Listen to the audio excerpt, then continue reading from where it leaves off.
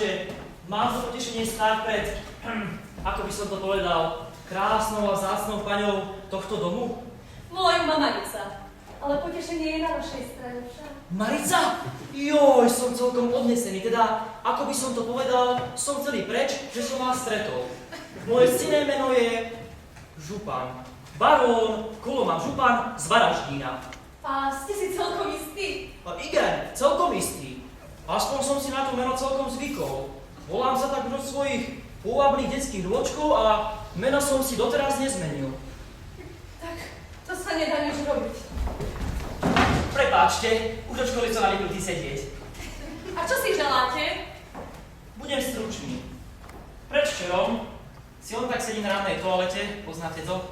Vľavo manikérka, pravo manikér, dole pedikér, hore frizér a zrazu pribehne Pišta. Pišta? Áno, Pišta, môj pomocník domácnosti, skríkne Jona pod a je na to Kivánok a on, pane, už ste to čítali? Strčí pod nos noviny a ja čítam.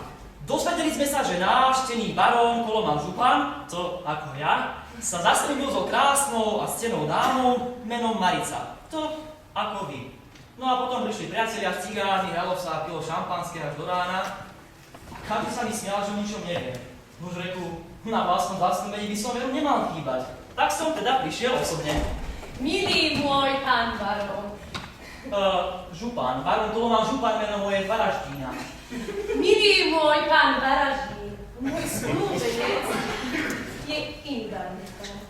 To je prosím vylúčené. Som posledný potomok môjho rodu. Moji predkovia už za čias kráľa Štefana sedeli na svojom majetku a ja som posledný, Župan. Tak to sa nedá nič robiť. Ako sa vám priznať? Viete, ja vymyslela som si snúbenca, aby ma už neotravovali tí nápadníci, ktorí mi každý deň vyznávajú lásku a chcú sa so mnou poženiť. No to je ale výborné. By som tušil pozrieť ako ste vy, čo má takéto očka a takéto nôžky a takéto všetko tuto okolo. Musím sa vám priznať, že som sa do vás v prvej chvíli celkom zalúbil a rád by som vás použil voľajakej tej svadbičke. Prebohaj. Prečo však mám 20 rokov, som urodzený, bohatý, krásny, jo, veľmi pekný som, každý to hovorí. Aha, aj z tejto strany, ako malovaný, jo, a inteligentný, moc. Možno mám hrubú tvár na vonok, ale tuto vyššie dnu, som veľmi inteligentný. Mám najväčšie hospodárstvo pri Varaždíne. Žijem si tam celkom sám, iba ja a mojich 18 000 prasiatok.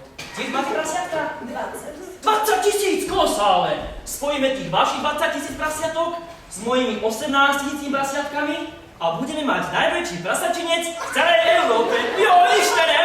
Milý môj pán barón, vy ste naozaj taký žhavý do toho ženenia. Žhavý, či som žhavý? Paprika je málo, víno je málo, oheň je málo, na môj dušu!